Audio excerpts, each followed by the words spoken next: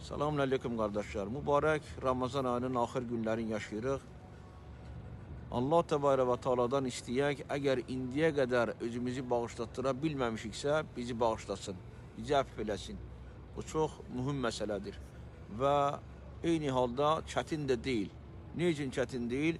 Çünki Allah Tebarək ve Teala qəffardır, çox bağışlayandır. Bir bahane için gəzir.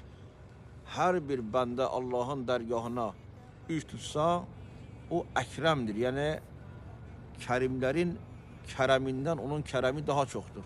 O, heç bir kəsi namud, əliboş qaytarmayacaq öz dərgahından.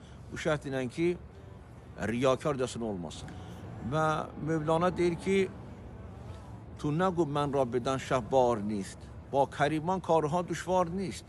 Sən demə, mənim Allahın dərgahına yolum yoxdur, məni oradan qovublar.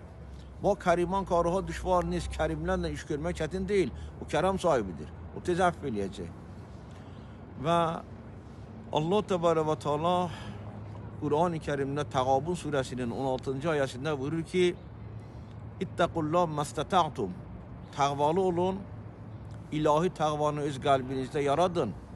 Məstətə'tum, yəni nə qədər ki gücü çatır. Bu da Allah Tebarək ve Teala'nın rəhmətindəndir. Bilir ki, o ayə ki buyurur, təqvalı olun, həqqə tuğati, onu biz onun öhdəsindən gələ bilməliyik, mən kimilər, ona xatir buyurur ki, məstətə'tum. Nə qədər ki bacarırsan, o qədər təqvalı ol yine. Və Amerikanlı yazıcılardan biri Ernest Hemingway'ın bir kitabı var, Qoca Kişi və Dərya.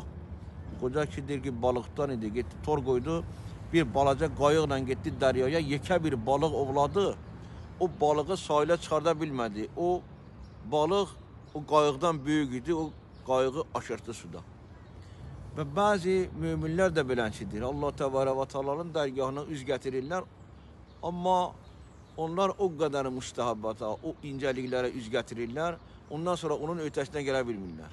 Görürsən ki, 5-6 aydan sonra namazı zadı hər şeyi qoydu qırağa. Çünki şəriət ona ağır gəlir. Amma belə deyil.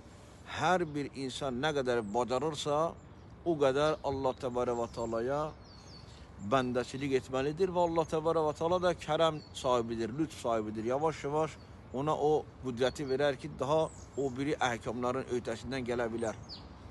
Və Allah Tebarək ve Teala'dan istəyək, Allah Tebarək ve Teala bizi əfv eləsin, bizi bağışlasın. Bizi bağışlasa, bütün məsələlərin ötəsindən gələ bilərik. Təhiyyətulləkum.